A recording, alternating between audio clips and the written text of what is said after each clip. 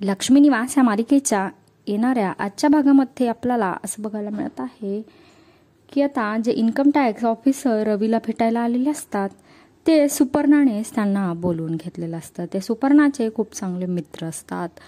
रवी आणि सुपर्णा आता संपतराव गाडे पाटलांना अडचणीत आणण्याचा खूप मोठा प्लॅन त्यांनी आखलेला असतो, जेणेकरून भावना त्यांच्याकडे काम करते आणि त्याचा त्रास भावनाला व्हावा।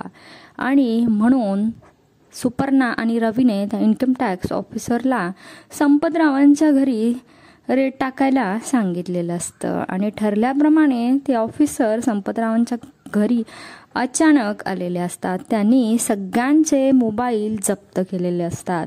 ते म्हणत असतात की माझ्या परवानगीशिवाय कुणीही इथून बाहेर जाऊ शकणार नाही, आम्हाला तुमच्या पूर्ण घराची झडती घ्यायची आहे। हे ऐकल्यावर गाडे पाटलांना खूप मोठा धक्का बसतोय आणि सिद्धूला तर काय करावं हे सुचतच नसतं।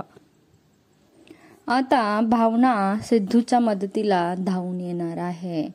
भावनाचा फोन तिथे सिद्धूला आलेला असतो आणि मग सिद्धू रिक्वेस्ट करतो फोनवर बोलण्याची, त्यामुळं भावना त्याच्याशी बोलू लागते।